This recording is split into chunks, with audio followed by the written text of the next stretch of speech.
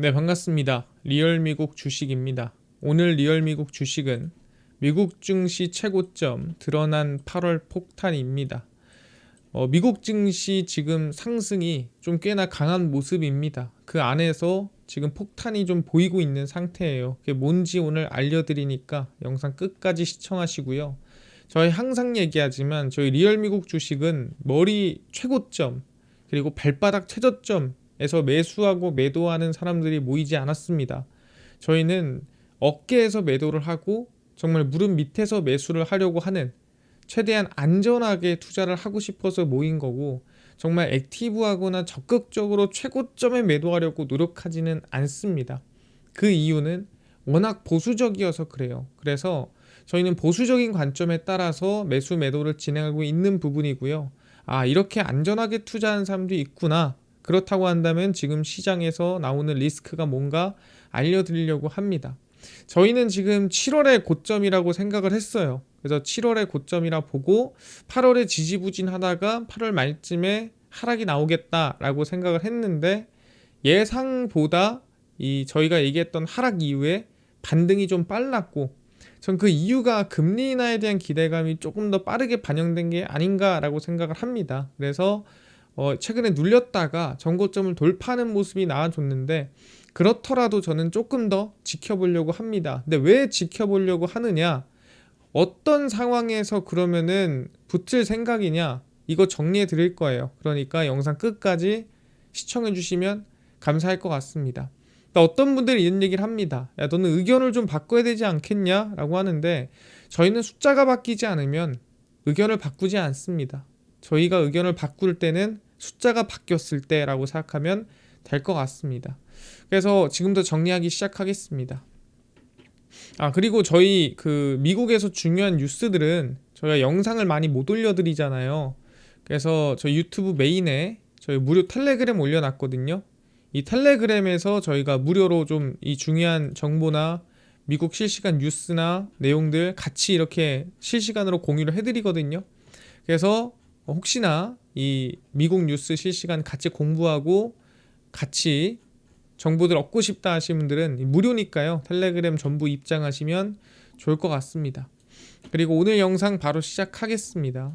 일단 최근에 CPI가 발표가 됐습니다. 그래서 미국 노동부에 따르면 올해 7월 CPI는 전년 동기 대비 2.7% 상승을 했고, 예상치보다 0.1% 정도 하회하는 수준입니다. 사실 CPI라는 게 소비자 물가 지수예요. 그래서 물가가 조금 올라가지 않을까라고 예상을 했는데, 그냥 그러니까 헤드라인 CPI는 나쁘지가 않은 수준이었다라고 보는데, 이제 여기서 우리가 볼 건 뭐냐면 에너지랑 식료품을 제외한, 그러니까 워낙에 변동성이 큰 것들은 제외를 하고, 이걸 제외한 우린 CPI를 근원 CPI라고 얘기를 하죠. 그래서 이 근원 CPI의 상승률을 보니 3.1% 상승을 했습니다. 예상치가 3%였는데 예상치보다 높게 나온 거죠. 그리고 6월보다도 조금 더 높게 나왔다라 보시면 됩니다. 그래서 일반 CPI는 예상치보다 낮았는데 근원 CPI는 예상치보다 높았죠. 그럼 이거 물가 올랐다고 봐야 돼, 내렸다고 봐야 돼 라고 하는데, 시장은 물가가 높지 않다라고 판단하는 것 같습니다. 그래서 눌렸다가 정고점에서 돌파하는 모습을 보여줬죠. 근데 이 이유가 뭐냐? 왜 CPI가, 아니 관세가 부과됐는데 왜 물가가 오르질 않았냐라고 궁금할 수 있잖아요. 기업들이 재고를 소진하고 소비자의 가격 민감도를 고려해 가격을 신중하게 조정함으로써 비용 압박을 상쇄하고 있다라고 발표했습니다. 그러니까 일단 당장 수입하는 것보다 일단 재고 소진하면서 시간을 좀 끌자는 거예요. 그래서 기업들이 지금 시간 끌고 있는 걸 확인할 수가 있고요. 국내 기업들도 수출을 미루는 걸 확인할 수가 있습니다. 왜 미루냐면 이미 이 미국으로 보내놓은 것들 일단 재고 소진하자라는 인식들이 많아요. 당장 비용을 올리기 좀 그러니까. 그래서 이날 인플레이션 지표는 9월 금리 인하 가능성을 뒷받침하는 중요한 동력이 될 것이다라는 얘기 나왔고, 이 금리 인하 기대감에 제가 봤을 때는 미리 선반영되고 있다라고 저는 생각을 하고 있습니다. 그렇구나. 아니 근데 지금 전고점 돌파를 하긴 했고, 그럼 이 상태에서 과연 증시는 어떤 방향으로 흘러갈까에 대해서 고민을 해봐야 되는데, 저희도 좀 여러 가지 많이 다방면에서 생각을 해봤습니다. 왜냐면 저희 의견이 무조건 맞다 틀리다를 얘기하는 건 아니에요. 저 의견 틀릴 수도 있고 맞을 수도 있는 거예요. 근데 다방면에서 지금 상황이 저희는 올라가는 게 이해가 사실 안 됩니다. 근데 왜 올라갈까를 고민해 봤을 때 이런 의견이 있더라 말씀드립니다. 기업 채권과 정부 채권 대비 이자 프리미엄이에요. 이게 뭐냐면 기업도 채권을 발행하면 이자를 주잖아요. 뭐 예를 들어서 4%를 준다고 치겠습니다. 정부도 채권을 발행하면은 우리가 국채라고 합니다. 이자를 주잖아요. 그걸 우리가 예를 들어 3%라고 하겠습니다. 그러면은 그 이자의 프리미엄이 붙어요. 어디에? 기업 채권에. 왜 프리미엄이 붙냐면 당연히 나라에서 발행한 채권보다 기업에서 발행한 채권이 더 위험하니까 당연히 이자를 더 많이 줘야겠죠. 근데 경제가 너무 좋고 기업에 대한 신뢰도, 저렇게 말하면 기업 성장이 너무 좋으면 정부 채권과 기업 채권의 이 금리의 차이에 이 프리미엄이, 이 스프레드라고 하죠, 차이가 줄어듭니다. 기업이 위험해. 그럼 이자 더 많이 줘야겠죠? 그러면은 기업이 5%, 정부가 3%. 그럼 이 차이 스프레드가 2%가 나오는 거죠. 근데 만약에 시장 너무 경제 좋고 기업 성장 너무 좋아. 그러면은 금리 많이 줄 필요 없겠죠. 안전하니까. 그럼 4%만 줘도 돼. 그럼 스프레드가 1%로 줄어들어요. 그래서 얘기하는 게 경제가 너무 좋고 시장이 너무 좋으면은 이 스프레드는 줄어들고요. 근데 경제가 안 좋고 시장이 안 좋아지고 이 기업들이 성장성이 떨어지기 시작하면은 이 스프레드는 이렇게 늘어나기 시작합니다. 그래서 이걸 가지고 우리가 지금 경제가 어떻냐를 보통 판단을 하거든요. 이 스프레드는 7월 29일 1998년 최저치보다 단 0.01% 높은 수준으로 떨어졌습니다. 뭔 소리냐면 기업 채권이랑 정부 채권에 대한 이 이자 프리미엄 차이가 정말 낮다라는 거죠. 이 당시면은 경제가 정말 폭풍 성장할 때, 이 당시 이제 처음에 인터넷 나오고 나서 크게 경제가 성장할 때가 1998년도인데 그 당시에는 기업에 대한 이 어떻게 보면 안정성이라든가 성장성이 엄청났죠. 그냥 국채랑 그렇게 차이가 별로 안 났다라는 거, 이자가. 그때가 1998년도 처음에 컴퓨터 나오고 인터넷 나오고 이런 시기거든요. 그때랑 지금이랑 스프레드가 거의 비슷하더라. 그 정도로 차이가 얼마 안 난다라는 거죠. 국채랑 기업 채권이랑. 이 스프레드가 여전히 좁아지고 있는 기업 채권의 비중이 현재 80%에서 8월 4일에서 이 대략 7월 29일에서 8월 4일까지 약 5일 동안 60%로 떨어졌습니다. 이게 뭔 소리냐면 기업채랑 정부 국채랑 이 금리 차이, 이자 차이가 점점 줄어드는 기업이 대부분이었는데 그 비중이 20% 정도가 없어진 거죠. 그 뜻은 뭐냐 한다면은 이제 슬슬 이 기업은 빼야 될 것 같은데 이 기업은 좀 성장이 나오고 있다라고 볼 수 없을 것 같은데 빼다 보니까 60%로 떨어진 거죠. 근데 8월 4일에서 좀 더 시간이 지나면 60%가 아니라 조금 더 떨어질 가능성이 높다라는 거죠. 그래서 슬슬 뭐냐면 기업 채권에 대한 이자 프리미엄을 이젠 조금 더 이자를 덜 주는 기업에서 더 주는 기업이 더 많아지고 있다라는 겁니다. 그래서 기업 채권과 정부 채권 대비 이자 프리미엄 스프레드는 기업 채권의 금리와 미국채의 금리 차이를 의미합니다. 그래서 이 차이가 커지면 커질수록 기업이 위험한 상태인 거고, 그러니까 경제가 좀 안 좋은 상태인 거고, 이 금리를 좀 덜 주면 덜 줄수록, 스프레드가 줄어들면 줄어들수록 경제가 상당히 좋고 기업 성장이 상당히 좋은 거죠. 그래서 차이가 적을수록 시장에 대해 긍정적으로 보는 거고, 이게 벌어질수록 위험하게 전망을 하는 겁니다. 그래서 이거를 실제로 차트로 만들어 보면은 이렇게 만들어지게 됩니다. 그래서 언제 1998년도 이때 최저, 그리고 시장이 급락하면 어떻게 돼요? 이 스프레드가 확연하게 올라가죠. 그러다가 다시 안정화를 찾으면 스프레드는 떨어집니다. 경제 괜찮아. 최저 있죠. 그러다가 2007년 8년 리먼 브라더스가 터지면서 급격하게 스프레드가 벌어집니다. 6%까지 올라온 거죠. 그러다가 다시 어떻게 돼요? 경제 괜찮아 하면은 다시 떨어졌다가 다시 뭐예요? 2011년도에 문제가 또 생기면 벌어졌다가 또 괜찮아 하다가 2015년도 16년도에 금리 인상하면서 또 벌어졌다가 또 괜찮아 하다가 양적 긴축하면서 또 벌어졌다가 또 괜찮아 했다가 2020년도에 우리가 흔히 알고 있는 문제가 터지면서 크게 또 벌어졌다가 또 다시 좀 안정화되고 괜찮아 하다가 양적 긴축하면서 또 벌어졌다가 괜찮아 하면서 지금 와 있는 상태입니다. 그래서 얘기하는 게 이 정도 수준이 언제냐? 이제 2007년도 리먼 브라더스가 터지기 이전 수준 플러스 1998년도 닷컴 버블이 터지기 이전 수준에 와 있다라는 거죠. 그래서 이거에 대해서 얘기를 하는 게 뭐냐면 요만큼이나 지금 이 구간 스프레드가 정말 거의 없다시피 할 정도로 기업에 대한 안전함, 그 탄탄함, 견고함을 보여주고 있다라고 생각하는 거죠. 기업 채권이 이만큼 안전해. 이거를 이 수준으로 지금 저희가 확인해 볼 수 있는 거예요. 아, 그렇구나. 그럼 중요한 게 뭐냐면 이거를 반대로 말하면 조금만 균열이 생겨도 이거 문제가 생길 수 있겠는데? 라는 생각이 든다라는 거죠. 그럼 이거에 대해서 제가 한 번 더 해석을 해드리겠습니다. 신용 스프레드 현재 수준으로 볼 때 지금 어느 정도로 전망을 보냐? 지금 이 기업체 그리고 국채 스프레드 수준을 지금 만들어내고 있잖아요. 이 수준을 과연 어떤 걸 전제하에 만든 거냐 보니까 경제 성장률이 한 5%가 나올 거라는 거를 예측하고 전제해서 만든 스프레드 수준이라는 거죠. 지금 수준이 앞으로 성장이 5% 나올 거야 라는 전망인 거예요. 근데 이거는 뭐냐면 현재 수준을 훨씬 웃도는 수치, 정확히 말하면 꽤나 기대치를 높게 주고 만든 스프레드라는 거죠. 현재 IMF에서 국제통화기금에서 올해 경제 성장률을 몇 프로 보고 있냐면 3% 보고 있습니다. 근데 지금 기업체에 대한 이자 그리고 국채와의 스프레드를 몇 퍼센트로 주고 있다고요? 약 5% 성장한다라고 하고 주고 있는데 현재 경제 성장률은 얼마라고? 3%로 보고 있다고요. 실질적으로. 그래서 너무 긍정적으로, 정확히 말하면 과도한 낙관적인 전망으로 지금 기업체에 대한 금리가 나오고 있다라는 거죠.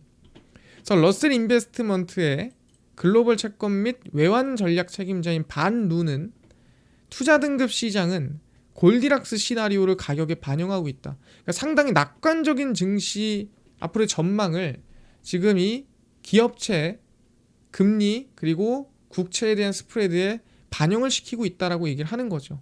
근데 실질적인 전망은 그것보다 낮을 확률이 높다라고 얘기를 하는 겁니다.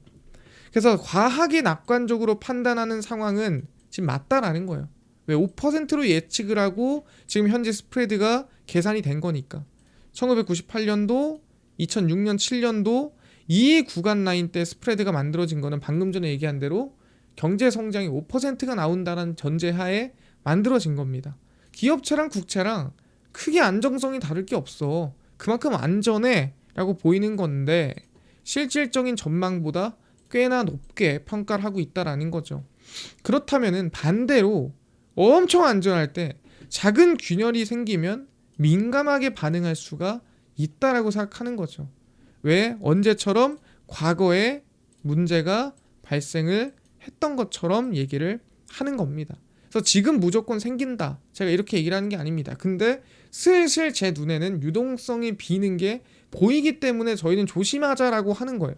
그냥 하락을 외치는 게 아니에요. 저희는 조심할 땐 피하고 기회가 왔을 땐 또 사고 조심할 땐 피하고 사실 밖에 장마가 내리는데 우산 쓰고 나가라고 하는 사람이 어디 있습니까? 잠깐 집에 있다가 비 그치면 나가자. 당연히 비가 오더라도 우산으로 막을만 하겠는데 하고 나간 사람은 우리보다 빨리 갈 수 있어요. 하지만 정말 그 비가 천둥번개 칠지 태풍으로 바뀔지 모른다면 전 좀 늦더라도 기다렸다가 명확해지면은 밖으로 나가도 괜찮다라고 생각하는 거예요.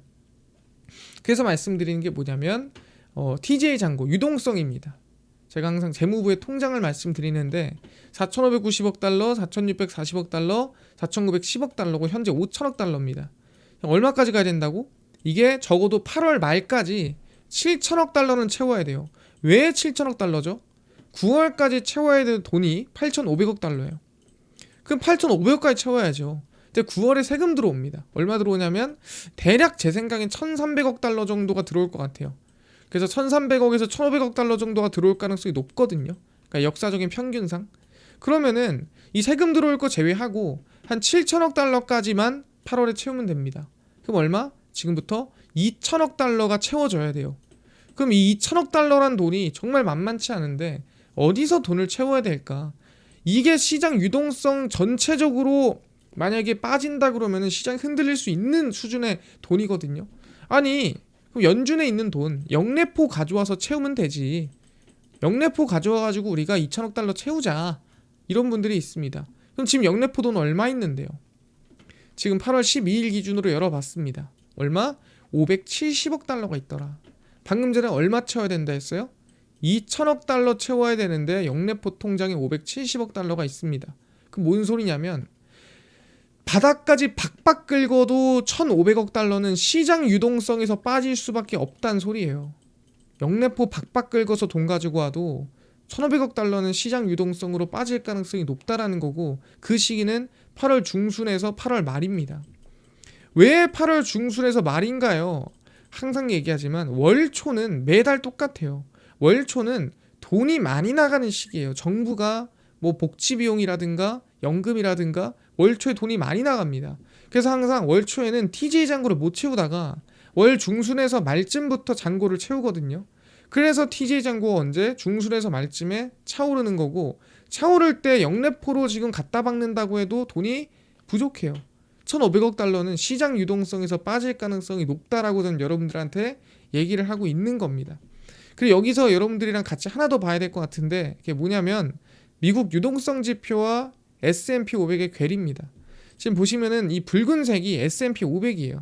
파란색이 유동성 지표입니다. 유동성 지표라고 한다면은 영래포가 내려가고 TJ 잔고가 떨어지고 지급준비금이 올라간다라는 걸 전제로 해서 만든 지표입니다.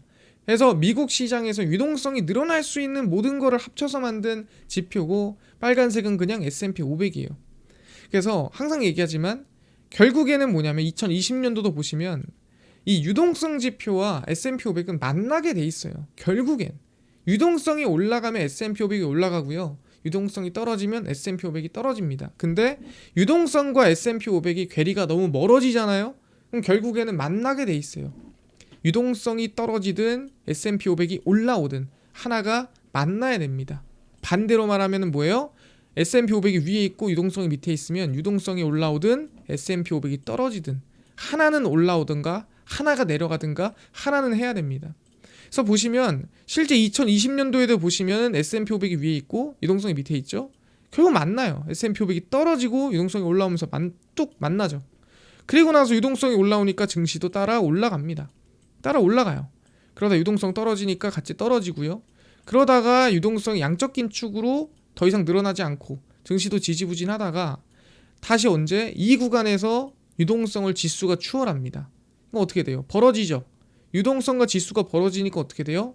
아까 얘기한 대로 유동성이 올라오든 지수가 내려오든 하나가 만나야 돼요. 어떻게 됐죠? 4월 달에 지수가 내려오면서 유동성과 만납니다. 근데 단기간에 다시 벌어졌어요. 그럼 얘기하는 게 뭐냐면 또 하나가 올라오든가 하나가 내려와야 돼요. 유동성이 올라오든가 아니면 지수가 떨어지든가. 이 괴리는 결국에는 만나게 돼 있습니다. 그게 언제냐의 문제인 거예요. 언제 만나냐. 근데 제 생각에는 조만간이다라고 보고 있는 겁니다. 아, 그렇구나. 그래서 말씀드린 게 뭐냐면 이 유동성, 시장 유동성이 빠지는 시기와 이어질 가능성이 높다. 그게 아마 8월 중순에서 말 사이 좀 우리가 조심해야 되지 않을까 생각을 하는 거죠. 그리고 실제로 그 영향을 줄 수 있는 게 뭐냐면 미국에서 돈이 빠져나가면 당연히 영향 주겠죠. 근데 그거에 대한 요인이 일본 국채입니다. 일본 국채 금리가 올라가면은 사실 굳이 미국에 투자할 필요가 없거든요. 일본에 있는 보험사라든가 투자사들이. 그럼 돈을 그냥 일본으로 끌고 오면 돼요. 근데 중요한 게 그 요인이 뭐냐면 미국 국채는 떨어지고 일본 국채가 올라가면 문제인데, 일본이 이번에 아시겠지만 22일에 뭐가 발표되냐면 CPI가 발표돼요. 일본 소비자 물가지수. 근데 일본 소비자 물가지수가 발표가 되면서 실제 금리 물가가 너무 올라가지 않으면 일본은 뭘 한다? 너는 물가가 너무 안 잡히면은 뭘 한다? 금리 인상을 할 가능성이 높아요. 미국은 금리 인하를 준비하지만 일본은 지금 금리 인상을 준비하는 국가거든요. 그렇게 되면은 사실 이 금리에 대한 괴리는 또 좁혀질 가능성이 높고요. 그렇게 되면은 자금은 다시 일본으로 들어갈 확률이 높겠죠. 이 부분도 리스크라고 봐야 되는 부분이고 유동성이 빠질 수 있는 부분입니다. 그래서 지금 일단은 미국 이 달러 인덱스 같은 경우에는 크게 지금 흔들리지 않고 있는 상황인데, 이 달러 인덱스가 빠지고 일본 국채 금리가 올라간다. 그렇게 되면은 또 유동성이 흔들릴 수 있는 요인이 올해 말쯤, 그러니까 22일 전후로 나올 수가 있다라고 말씀을 드리는 겁니다. 그래서 결론에 대해서 설명을 드리면, TJ 잔고는 8월 말까지 7천억 달러를 채워놔야 됩니다. 현재 5천억 달러죠. 2천억 달러 채워 넣어야 되는데 영래포 잔고는 지금 500억 달러예요. 거의 진짜 바닥 중에 바닥입니다. 더 시장 유동성 하락 가능성이 전 있다라고 보고 있어요. 미국 경제 성장률을 5% 수준으로 매우 낙관적으로 전망하고 기업 채권 금리가 결정돼 있습니다. 그래서 기업 채권에 대해서 너무 안전하게, 너무 정말 안전하게 보고 있는 상태고, 실제 성장률은 아까 얘기한 대로 5%가 아니라 3% 수준으로 보고 있기 때문에 기대치보다 하회된 상태입니다. 사실 실제 성장률은. 그러다 보니까 저는 이 괴리가 지금은 너무나도 좁혀져 있고 국채랑 기업 채권이랑 너무 긍정적으로 낙관적으로 보고 있는데, 여기 조금만 괴리가 생겨도 제 생각에는 문제가 생길 수 있다, 균열이 생길 수 있다 말씀드리는 거고요. 미국 유동성과 증시 괴리가 커지고 있다라고 방금 보여드렸죠, 이미지로. 그게 커질수록 결국 유동성이 올라오던가 증시가 내려와야 되는데, 사실 지금 유동성이 올라올 만한 돈이 있나요? 지금 돈이 풀 대로 다 풀어버렸죠. 풀릴 돈이 없습니다. 그래서 조심해야 되는 구간이라고 계속 얘기를 하는 거예요. 제가 얘기를 했지만 뭐라고 했냐면, 전 7월에 고점이다라고 선언했어요. 7월 중에 고점이 온다. 근데 그 이후에 조금 더 올라왔죠. 근데 어쨌든 저는 올라오더라도 지금은 참아야 된다라고 생각하고 있어요. 제 대응은 숫자가 바뀌지 않았기 때문에. 그래서 저는 여전히 관망 중입니다. 야, 나는 너가 고점이라 그래서 팔았는데 야, 더 올라가네, 증시 더 뛰네, 이렇게 얘기할 수 있거든요. 근데 저는 얘기했지만 숫자가 바뀌지 않았기 때문에 전 여전히 관망 중입니다. 그래서 저는 8월도 숫자가 바뀔 때까지, 정확히 TJ 잔고 7천억 달러를 채워주든 아니면은 추가적으로 아까 말씀드렸던 이 유동성 지표에서 S&P 500과 유동성이 만나는 시기가 한번 오든, 아니면 아까 얘기했던 대로 충분히 이 미국채 금리와 일본의 국채 금리가 안정화를 만들어주든, 저희가 지금 보고 있는 숫자들이 모두 안정화를 만들어줬음에도 증시가 안 밀린다면 저는 그때 다시 한번 진입이 가능하다 봐요. 근데 이 숫자에 따라서 만약에 방금 전에 얘기한 대로 5천억 달러에 7천억 달러 채워주고 그 다음에 유동성 지표와 S&P 500이 만나고 그런 상황에서 증시가 안 흔들릴 가능성은 저는 없다 보는 거고, 흔들릴 가능성이 높기 때문에 저는 7월 고점 선언하고 여전히 관망하고 있는 상태다 생각하시면 될 것 같습니다. 그래서 저는 말씀드립니다. 여전히 7월 말에서 8월은 조심하는 게 맞다라 보고 있고 조심하고 있는 상태고, 7월 고점 선언하고 저희는 대기하고 관망하고 있습니다. 올라가는 거 아까울 수 있고 올라가는 거 배 아플 수 있습니다. 근데 저는 숫자가 바뀌지 않는다면 흔들리지 않는 게 맞다라고 생각합니다. 그래서 계속 숫자에, 그리고 눈에 보이는 수치에 집중하고 있는 상태고요. 그래서 얘기한 대로 저희 이 분석은 수요일 저녁 10시에 제가 매번 올려드립니다. 그래서 궁금하다 필요하다 하시는 분들은 수요일 저녁 10시마다 영상 시청하시면 되고요. 그 다음에 미국에서 나오는 실시간 뉴스 정보를 저희가 매일 영상으로 못 올려드리니까 이 무료 텔레그램에서 같이 나눠드리거든요. 그래서 텔레그램 들어오셔서 중요한 정보들, 내용들 다 공유해드리니까 꼭 들어와서 확인하시면 좋을 것 같다 말씀드리고요. 저희 리얼미국 주식 최선을 다해서 운영하고 있습니다. 여러분 댓글 많이 달아주시고, 그 다음에 유튜브 구독 꼭 부탁드리면서 오늘 영상 마치고 다음번에 더 좋은 영상으로 찾아뵙도록 하겠습니다. 감사합니다.